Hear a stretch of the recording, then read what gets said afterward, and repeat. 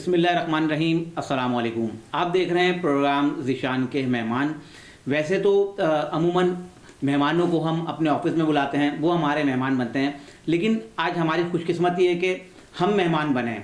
اور ہم مہمان بنے ہیں علامہ اشرف گورمانی صاحب کے، جو صدر ہیں سنی علماء کونسل پاکستان کے. آج ہم علامہ اشرف گورمانی صاحب سے ان کے بارے میں جانیں گے. علامہ اشرف گورمانی صاحب، سب سے پہلے تو آپ کا بہت بہت شکریہ کہ آپ نے ہمیں مدعو کیا. عموماً ہم لوگوں کو اپنا مہمان بناتے ہیں، لیکن آپ نے محبت کا اظہار کرتے ہوئے ہمیں اپنا مہمان بنا لیا. تو علامہ اشرف گورمانی صاحب، سب سے پہلے جو میرے انٹرویو کا جو ایک سلسلہ ہے، سب سے پہلے ہم اپنے جو مہمان ہیں اس کے بارے میں اپنے دیکھنے ناظرین کو بتاتے ہیں. تو سب سے پہلے تو آپ اپنے بارے میں بتائیے گا ہمارے دیکھنے والوں کو. ذیشان صاحب، وعلیکم السلام ورحمۃ اللہ وبرکاتہ. یہ آپ کا محبت کا انداز ہے اور بڑا پن ہے. آپ یہاں تشریف لائے اور اس کا مطلب یہ ہے کہ مجھے آپ نے میزبانی کا شرف بخشا ہے. اللہ تعالیٰ آپ جزائے خیر عطا فرمائے.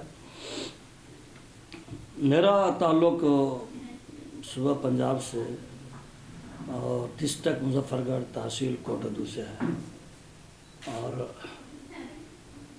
ایک شہر ہے گرمانی، ٹھٹھا گرمانی میرا آبائی گاؤں ہے.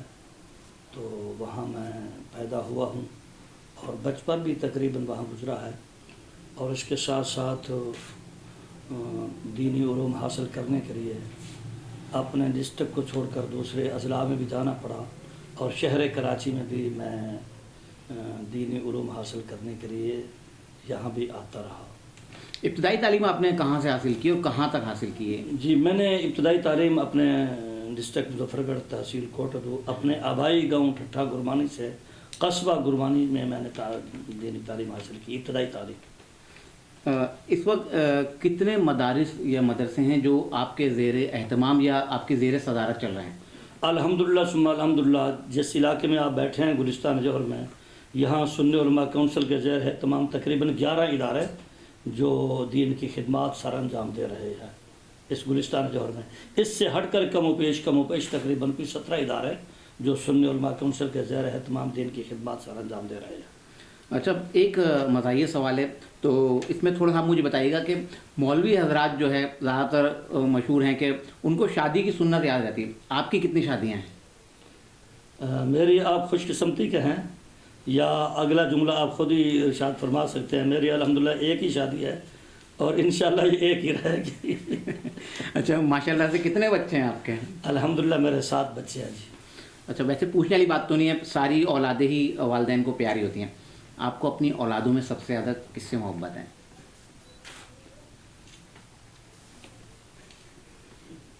یہ الحمدللہ سب سے پیار ہے. جی الحمدللہ. دل دکھے گا کسی بیٹے کا یا بیٹی کا. میری ساری اولاد اچھی ہے، اللہ تعالیٰ کا لاکھ لاکھ کرم ہے. میں جس کو بھی دیکھتا ہوں میرا دل ٹھنڈا ہو جاتا ہے محبت سے. ماشاءاللہ سارے بچے اور بچیاں بہت اچھے بچے ہیں الحمدللہ. احباب میرے بچوں کی مثالیں پیش کرتے ہیں الحمدللہ. ماشاءاللہ ماشاءاللہ، بہت اچھی بات ہے. اچھا، یہ بتائیے کہ آپ کو غصہ آتا ہے؟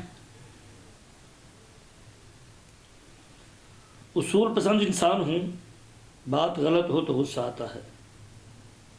اچھا، شادی تو آپ نے لوگ کہتے ہیں کہ آپ سخت مزاج ہیں، مگر میں اپنے اوپر مطمئن ہوں.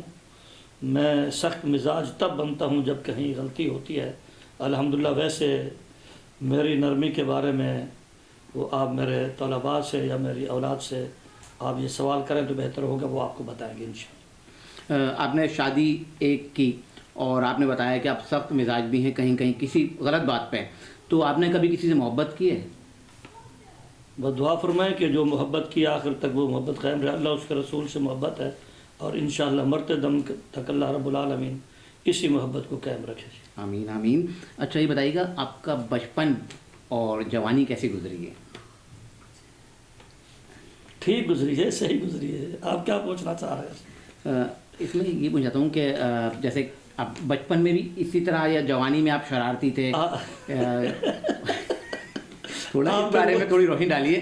آپ پھر وہی سوال فرما رہے ہیں کہ آپ بچپن میں بھی غصہ کرتے تھے؟ نہیں، عموماً زیادہ تر دیکھنے میں آیا ہے کہ जैसे मैं बचपन में शरारती बहुत था जी। और अब जवानी क्योंकि मेरे वाले साहब रहमतुल्लाह अलैह हयात नहीं है, हाँ।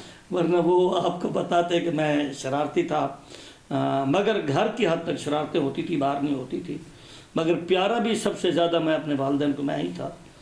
तो ये इस वक्त माशरे में बहुत सी खराबियां हैं, बेरारवी है, तो इस पे आप क्या कहेंगे? आपकी बड़ी गहरी नज़र रहती है, जाहिर सी बात है आपकी मौजूदगी का मैं फ़ायदा उठाऊंगा, तो इस पे आपकी क्या राय है? हमारी बदकिस्मती है मुआशरे के जी, हम दीन से दूर हैं।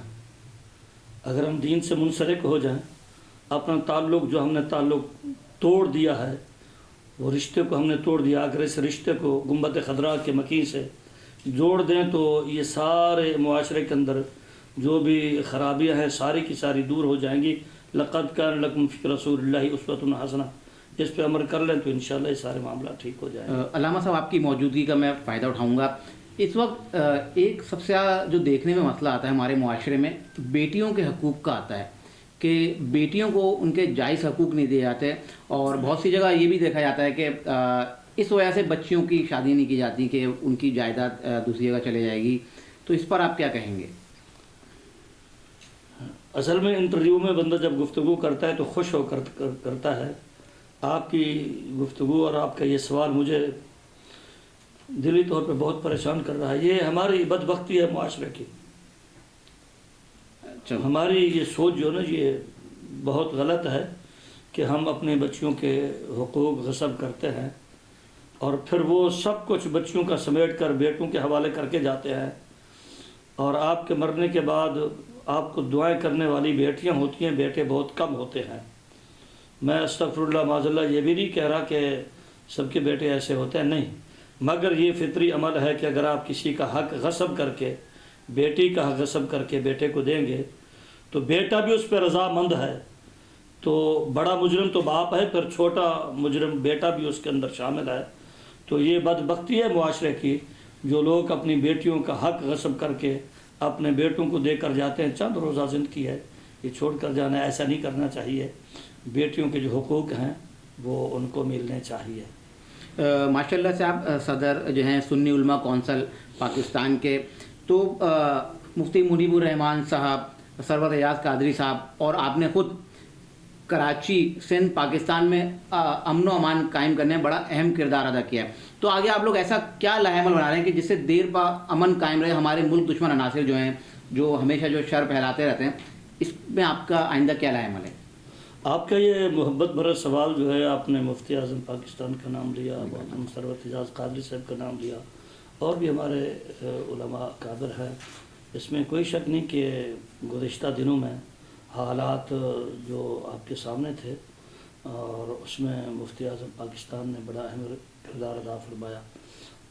आप दुआ फरमाएँ आगे भी हमारे अकाबरीन अहले सुन्नत को, उलमा को इंशाअल्लाह इस तरह का किरदार अदा करने की तौफ़ीक़ अता फरमाए। अल्लाह इन बुज़ुर्गों का साया कायम रखे।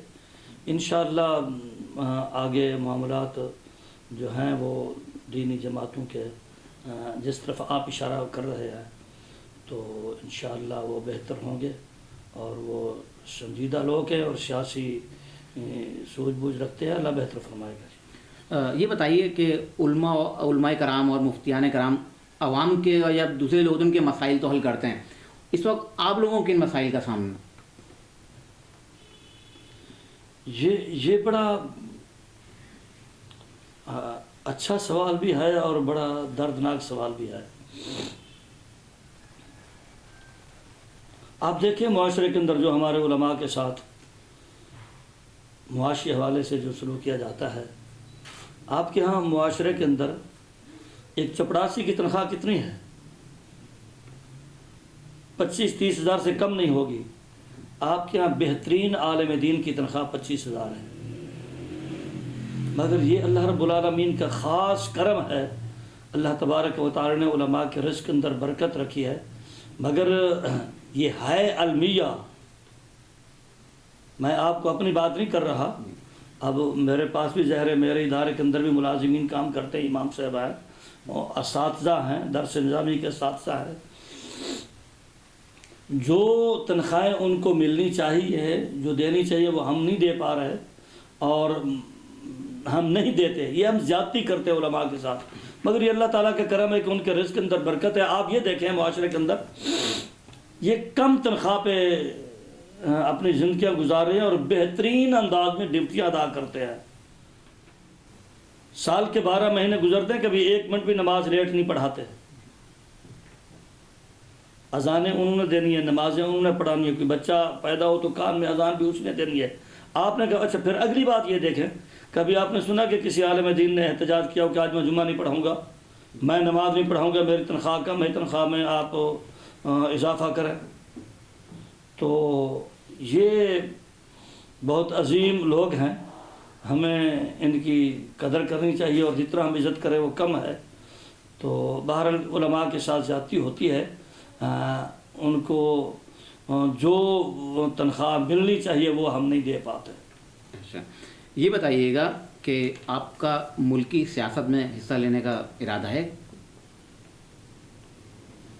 اب اس وقت میں کچھ نہیں کہہ سکتا، یہ آنے والے وقت میں جو بھی ہوگا فیصلہ ہوگا۔ اگر آپ کو حکومت مل جائے پاکستان کی تو آپ سب سے پہلے کیا کام کریں گے؟ میں سب سے پہلے یہی کوشش کروں گا کہ اس ملک کے اندر عدل و انصاف قائم ہو جائے۔ ایک خواہش جو آپ چاہتے ہوں کہ پوری ہو؟ دل کی تمنا یہ ہے کہ جب اس دنیا سے جائیں تو بس ایمان کی سلامتی کے ساتھ جائیں۔ دنیا میں اللہ تعالیٰ نے بہت ساری نعمتوں سے نوازا ہے، رب العالمین نے اتنی نعمتیں عطا فرمائی ہیں، وہ اولاد کی صورت میں ہو، وہ رزق کی صورت میں ہو، وہ عزت و وقار کی صورت میں ہو، وہ اللہ رب العالمین نے بہت نوازا ہے۔ بس آپ میرے لیے دعا فرمائیں، اللہ تعالیٰ ایمان کی سلامتی کے ساتھ دنیا سے لے جائے، اور اللہ رب العالمین ریاکاری سے بچائے۔ آمین۔ ہاں بس۔ ایک میسج جو ہمارے انداز ٹی وی کے توسط سے آپ عوام کو دینا چاہیں؟ میری عوام الناس سے گزارش یہ ہے کہ بس اللہ اس کے رسول صلی اللہ علیہ وسلم سے تعلق بنا لیں، یہ ٹوٹا ہوا تعلق رسول اللہ صلی اللہ علیہ وسلم کی ذات سے جوڑ دیں، یہ ٹوٹا ہوا رشتہ آپ دوبارہ مضبوط کر لیں، انشاءاللہ انسان دنیا کے اندر بھی کامیاب رہتا ہے، اور آخرت میں بھی اللہ اس کے رسول صلی اللہ علیہ وسلم کا قرب نصیب ہوتا ہے۔ یہ میسج۔ بہت بہت شکریہ علامہ اشرف گورمانی صاحب۔ بے شک علماء کرام ہمارے سروں کا تاج ہیں، اور حکومت کو بھی اس پہ نظر ثانی کرنی چاہیے کہ علماء کرام جو ہیں جو اتنا اہم کردار ادا کر رہے ہیں، ان کے جو ہے مسائل کو دیکھنا چاہیے۔ امید کرتا ہوں کہ آپ کو ہمارا آج کا پروگرام پسند آئے گا۔ انشاءاللہ نئے پروگرام میں نئے مہمان کے ساتھ پھر حاضر ہوں گے، تب تک کے لیے اجازت دیجیے۔ اللہ